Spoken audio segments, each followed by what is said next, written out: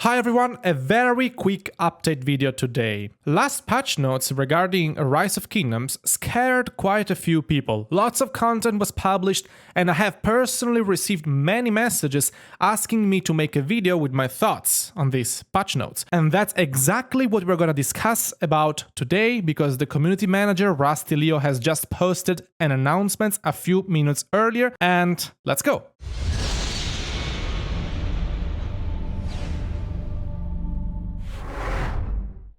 Since the mentioned update hasn't gone online yet, I thought to wait and see how the situation evolved.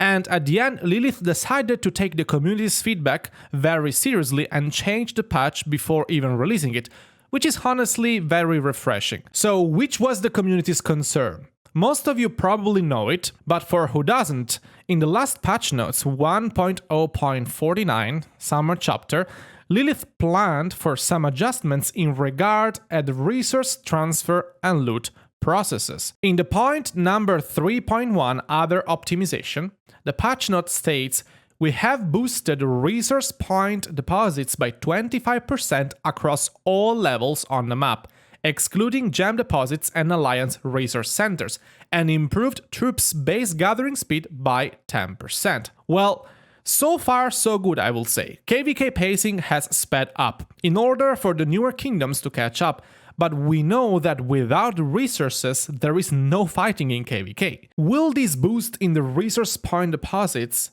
solve the problem? Realistically, not. But will this help? Well, surely yes. Increasing the base gathering speed also means that your gathering equipment will have a bigger impact. I believe Lilith tested the speed of gathering a full node, and I'm fairly sure that the time has not changed much, probably just a tad bit longer than usual, even if the node increases 25% and the base speed increase just 10%, exactly for the point that I made just before, because you have a bigger base speed, so your gathering equipment is gonna work better. So yeah, we will still need to log in often to send out our gatherers, but hey, no complaints, that's part of the game. If you grind, you have more fun and you can fight longer. The second part of the sentence, though, collected many concerns among the community. The note states, we have also set a daily cap on the quantity of resources that can be received through resource assistance and plundering at 200 million for each, 400 million in total. About the plundering part, I was honestly fine with it. This is my hot take. If somebody teleports closer to a target that you want to plunder, he will inevitably plunder most of the resources.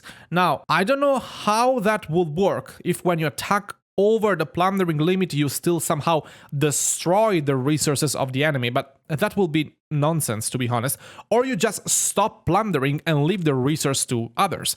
And in my opinion, that would have been the most likely outcome, and therefore when attacking players with many resources, the teleporting position will not have mattered, which I like. Equal distribution of plundered resources among alliance members. Maybe 200 million was too low, maybe yes, if you're a very active player.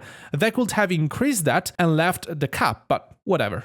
About the resource assistance though, well, that's a big issue. I understand Lilith wanting to fight the resource selling bots, which is nice, but also there are many other ways they could have addressed that. Anyway, if there are players that buy resources, you are inevitably behind on the resource game and you can feel somehow forced to buy a resource as well. And that can be first, unsafe, second, unfair, and third, quite expensive. Of course, there will be high spenders that will have still billions of resources, but at least they will need to pay for them and spend more. So they will think twice about it. So yeah, I understand Lilith wanting to contain the resource selling problem. But at the end, sellers can still give you 200 million resources per day before your KVK starts, and the problem is not solved at all. In this way, Lilith will just punish players who legitimately receive assistance from alliance members during an important war and put them in a position where they need to stay on the bench and stop fighting altogether.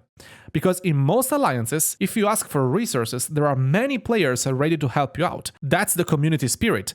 And 200 million resources is nothing in a big war. It's one full double tier 5 hospital in KvK, that's it. And you cannot wait the next day to receive assistance in resources. The war might be lost at that point. This could have been potentially worse than the healing update, which by the way, they should really consider lifting or at least increasing the cap, but that's another speech. But hey, if we go over the Rise of Kingdoms official Discord, Rusty Leo, the community manager, just posted an announcement a few minutes ago, and we are going to read that together. Dear Governor, since the update announcement, we have carefully observed the feedback and ratings for the summer chapter and found that 73% of the governors objected the following change. And that's the change: a daily cap on the quantity of resources that can be received through resource assistance and plundering at 200 million for each.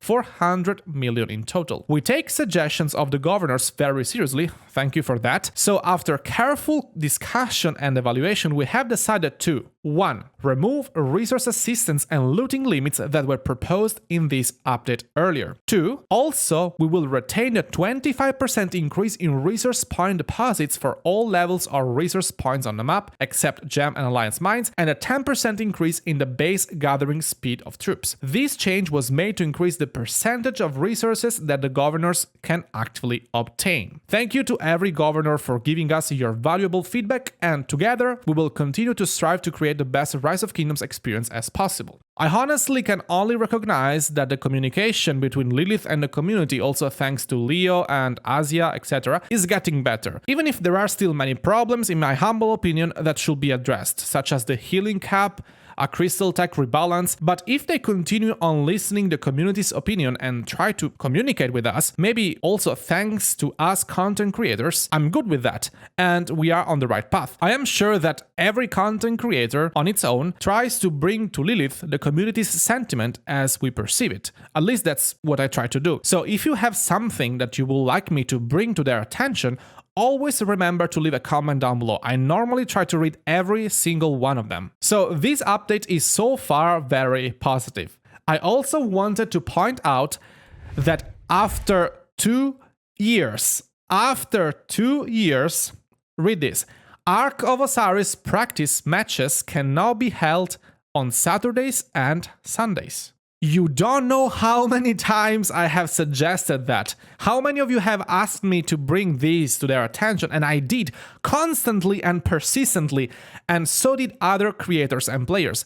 We finally got that. I really hope that practicing in the weekends will help many international teams like ours, and I hope it will be possible in the same way as the weekdays, so every hour. But which are your thoughts on this? Leave a comment down below. Also, leave a like and subscribe if you feel like helping out the channel. It's 100% free and you can always change your mind later. I will see you on the next one. Ciao.